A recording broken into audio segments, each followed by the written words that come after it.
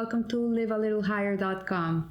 This month, we're beginning the new month of Iyar, and it's interesting. It's the second month of the year. Incredibly, we're already in the second month of the year. And I read a beautiful article written by Sarah Schneider called A Month of Healing. And she talks about how the month of Iyar is a very, very special day. It's a very special month because every day of the month we're counting the Omer. So every day of the month we're bound by a commandment that is bounded by time, and we perform it. So there's not one day that goes by in the whole month that we're not doing something to rectify ourselves, to refine ourselves, to elevate ourselves, to become better people. So if Nisan is the birth of our nation, because in Nisan, when we celebrate Pesach, we're celebrating the birth of the Jewish people, the month of Iyar could be viewed as our infancy. So infancy, when the kids are growing up, they have to go through many stages of maturity. Like you see a little 2-year-old kid and he has a tantrum because he wants a lollipop at 6:30 in the afternoon, and there's no way to make sense into his head that this is the time that he has to have dinner and that he cannot have a lollipop at that time. He has no maturity. He cannot understand the logic of why the mother wants him to eat broccoli and meat instead of having that lollipop. So he'll start crying and throwing tantrums and doing whatever he can to get the lollipop. As a person matures, as a child starts growing up, then he starts refining these character traits. He starts understanding why he cannot have a lollipop at 6:30 in the afternoon. So you're not gonna have a 15-year-old throwing a tantrum at his mom at 6:30 because the mother doesn't give him a lollipop. He'll throw other types of tantrums because he's in a different stage of his life. So the month of Iyar is seen as like the stage of infancy that a person has to go through. It's a time of refinement, of growing, of maturing, of elevating ourselves. And then all this is done so we can come to Shavuot, which is in the month of Sivan, in which we receive the Torah, and it's like our betrothal. So it's like the life of a person. First he's born, Nisan is the birth of the nation, Iyar is the infancy, is growing up, growing pains, and eventually we have to come to getting married and building a life and having children, and this is the whole purpose of man.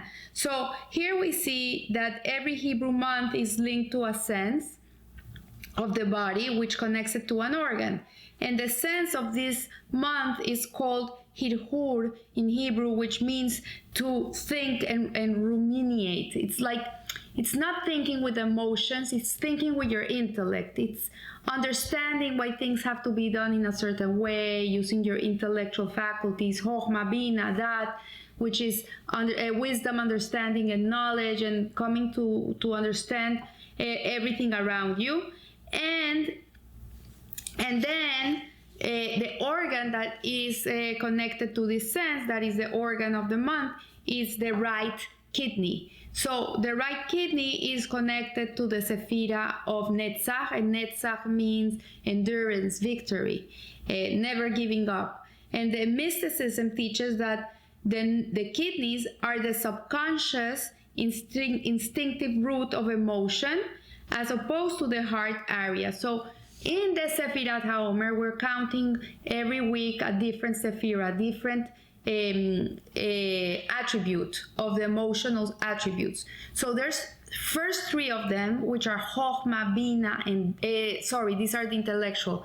From the emotional are Hesed, Gevura, and Tiferet. And Hesed, Gevura, and Tiferet, imagine they are in the right shoulder, in the left shoulder, and in your chest. This is what, if you could visualize them, because this is the tree of life. And so these ones are conscious emotions. They're conscious. Like when you feel pain, you know why. I'm sad because of this. I lost my job, or my kid is not feeling well, you can pinpoint where your emotional feelings are coming from, of kindness, of strictness, and of compassion, of harmony. But according to Kabbalah, the link that joins a parent to a child is first and foremost at the level of the kidneys, and the children inherit the parents' instinctive and rectified roots of emotion. So each family tree, and this is very interesting, is a bloodline. It's a bloodline and a lineage of neurosis, which metaphorically parents transmit to their children through their kidneys. And this is refers as the lower area of the body, defined by the lower three Sefirot. So the lower three Sefirot would be Netzach, Hod, and Yesod, which Netzach is the right kidney, Hod would be the left kidney, and Yesod would be the genital area. And these ones are instinctive. They're not intellectual. They're instinctive. They come out from your instincts.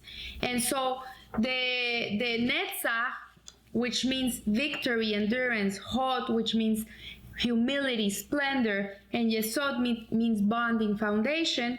Those include the kidneys, the adrenals, and the reproductive system, the complete reproductive system. So when Kabbalah refers to the kidneys as the link between generations, the entire lower torso, which produces the next generation. So every cell in a child's body contains something of the physical material of its parents' DNA, both in the physical and in the spiritual. And there's a story that I heard many years ago that Rabbi Manis Friedman told us in a lecture, and he was talking about a man that used to come to him, very successful man, beautiful family, good job, good income, nice house, nice kids, but he always had this feeling that he wanted to kill himself. He was suicidal. And so he went to talk to Rabbi Manis Friedman, and he says, look, I don't understand. I have no reason to feel this way. I have a beautiful life. I have a beautiful wife. I have a beautiful children. My life is okay. I have no reason to have this need to kill myself, but I don't know. There's something inside of me that draws me to go and kill myself, and sometimes I can't contain it. So Rabbi Manis Friedman, who is very intelligent, asked him, tell me about your family, about your parents, tell me about them.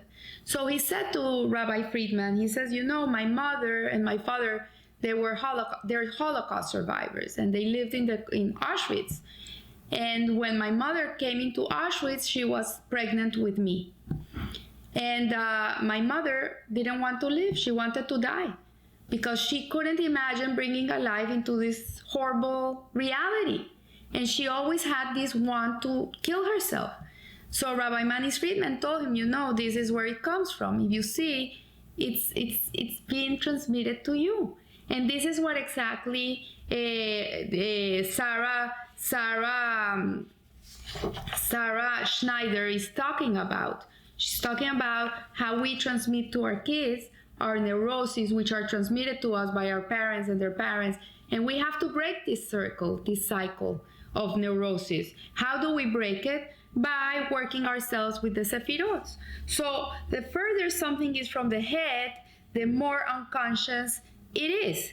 So both nature and nurture are generally unconscious. When this man understood where this need to kill himself came from, he completely got rid of it because he could pinpoint where it came from. The moment he could recognize where it came from, at that moment he was okay and he could live on. He understood it.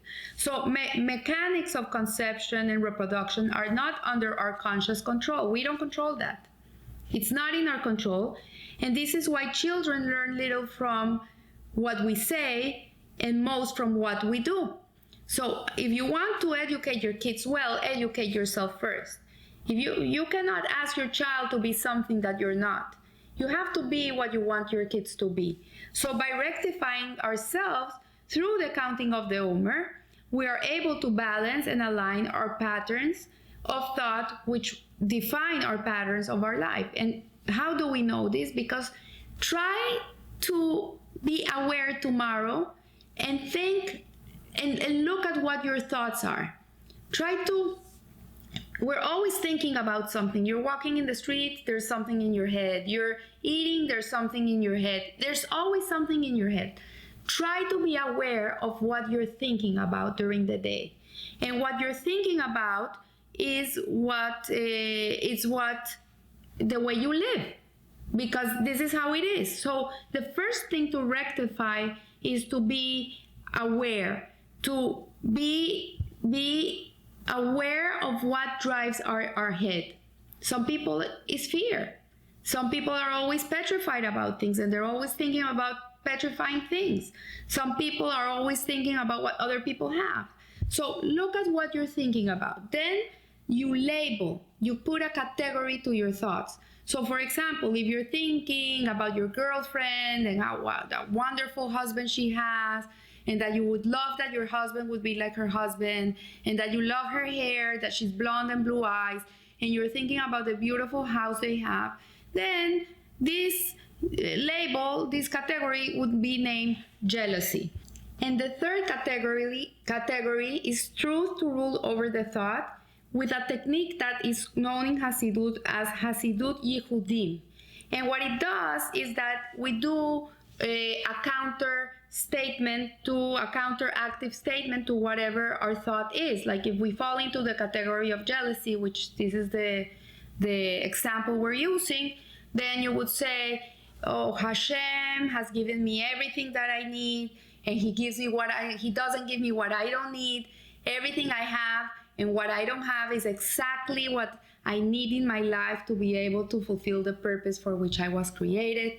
I should be happy with my lot and understand that this is what Hashem wants from me. And you go against the current, you go the other way. And this is called a counteractive statement. And by doing this, every time that you have these negative thoughts in your head that really make you live up to them, because if you're thinking about your friend, of what she has and what you don't have, then you're not going to be such a nice person and you're not going to be such a nice friend. You're always going to have that feeling inside of resentment and envy. So you're not going to be the best you can be. So you have to really counteract those feelings to be able to live up to the best version of yourself and live in a rectified and refined way, so your kids can also learn from you and learn in this way. I remember in my life, I've never experienced jealousy. Ever. I don't know what that means. I've never wanted anything that someone else wants. Not only that, I'm happy for what other people have. It really gives me pleasure to see that other people are happy. And one day I was like meditating on this, like why there's some people who have to struggle so much with this. And for me, it's not a struggle. And my sister is the same thing. So I was looking at my childhood and thinking about my mother and the way she raised us up. She never talked about other people's things, ever. She never compared herself to anybody. She never was looking at where other people were going on vacation. She was never saying, oh, this house is so beautiful, our house is so little. Never. And we lived in a little house. My friends had big houses. I never felt I didn't have a big house. Like many years later, when I was grown up, my mother took me back to see where the house used to stand. It was a lot. Now they had towed the house away. And when I looked at the piece of land, it was super small. I couldn't believe. But for me as a child, I lived in a beautiful house. Never thought I lived in a small house. So everything is the way you perceive things. So here we see that everything I have and what I don't have is exactly what Hashem wants from me. And this is the way that we should perceive our lives in every situation. So when we are able to heal these negative character traits, we bring relief to ourselves and we recover and we heal. And we heal the organs in our bodies. We heal from a very deep place, from our sefirot, from our emotional attributes. And so from here is where disease comes. When we have a not aligned part of ourselves, inside of us, that's when the organs, the sinews, the limbs in the body start getting sick. So here we see that we can recover these ailments immediately, and we can bring recovery and healing to the world also. So this is why the acronym for the month of Iyar is Ani Hashem Rofeha, which means I Hashem, I Hashem, your healer. This is a month of healing, but in reality it comes from a very deep place, and from working on ourselves and working on our emotional attributes and rectifying them, refining ourselves, and becoming the people that we want our kids to be. So I wish you a good month, a beautiful month, and remember, live a little higher. Thank you.